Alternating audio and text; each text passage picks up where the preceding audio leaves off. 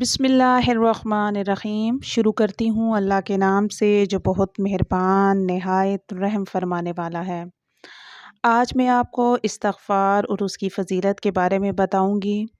हदीस शरीफ में है, रसूलुल्लाह सल्लल्लाहु अलैहि वसल्लम ने फ़रमाया, मैं दिन में 70 मरतबा, और दूसरी रवायत में है 70 मरतबा से भी ज़्यादा अल्लाह से तौबा इस्तग़फ़ार करता हूँ। तीसरी रवायत में है 100 मरतबा।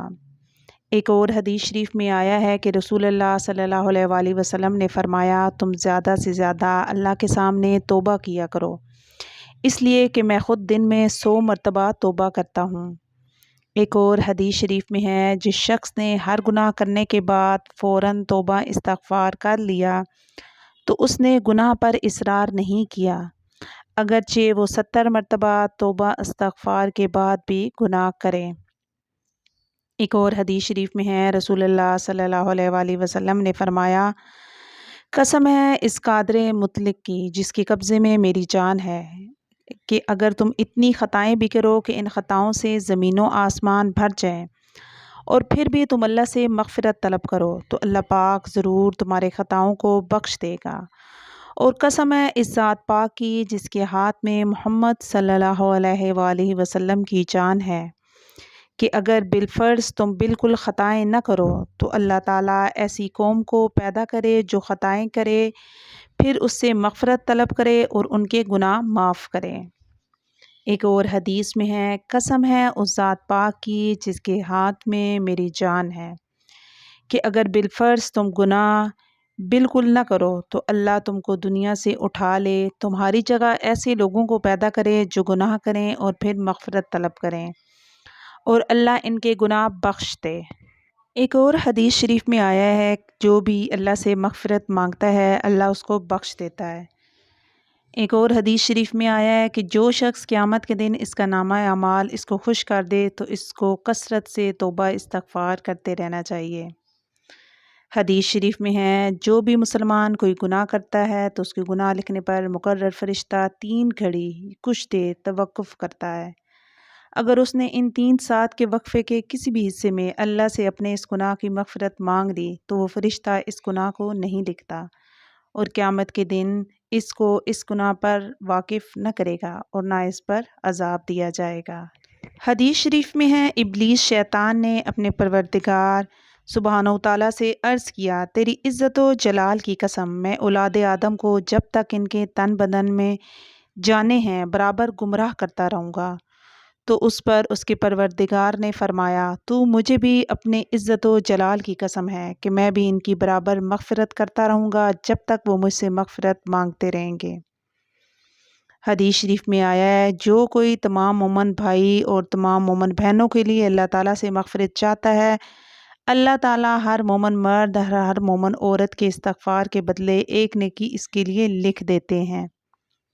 हदीस कुदसी में आया है कि अल्लाह ताला औलाद आदम से ख़िताब फरमा कर कहते हैं, ए आदम की औलाद, बेशक तू जब तक मुझसे दुआ मांगता रहेगा और मग़फ़िरत की उम्मीद रखेगा कि मैं तुझको माफ़ करता रहूँगा, कितने ही गुनाह क्यों न हो परवाह न करूँगा। ए आदम की औलाद, अगर तेरे गुनाह ज़मीन से आसमान की बुलंदी तक भी पहुँच जाएँ और फिर तू मुझसे मग़फ़िरत तलब करे तो मैं तेरे गुनाह बख्श दूँगा।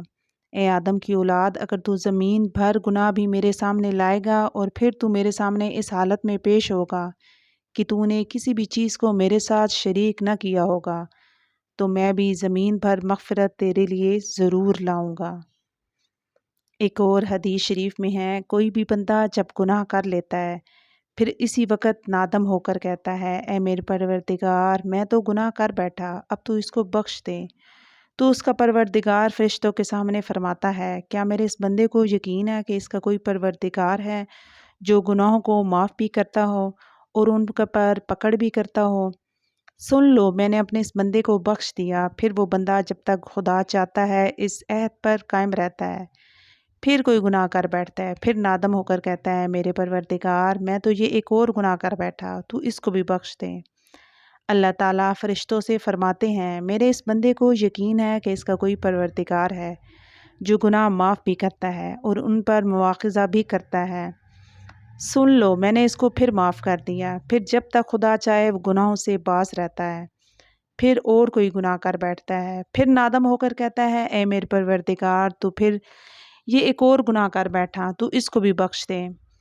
اللہ تعالیٰ پھر فرشتوں سے فرماتے ہیں میرے اس بندے کو یقین ہے کہ اس کا کوئی پروردگار ہے جو گناہوں کو معاف بھی کرتا ہے اور ان پر سزا بھی دیتا ہے، سنو میں نے اپنے اس بندے کو پھر معاف کر دیا۔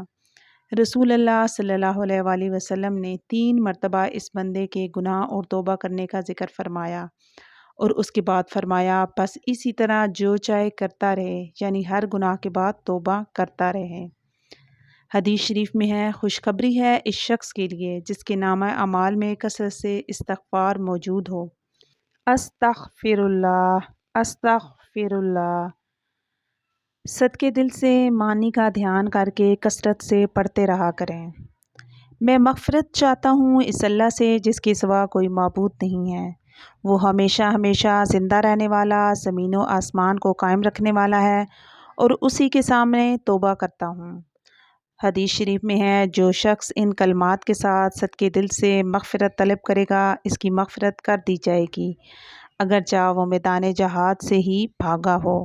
حضور صلی اللہ علیہ وآلہ وسلم ایک مجلس میں 100 مرتبہ استغفار فرمایا کرتے تھے، اس لیے ہمیں بھی چاہیے اللہ تعالیٰ سے ہمیشہ اپنے گناہوں کی معافی مانگتی رہنا چاہیے، اور بے شک اللہ تعالیٰ بہت بڑا توبہ قبول کرنے والا اور مہربان ہے۔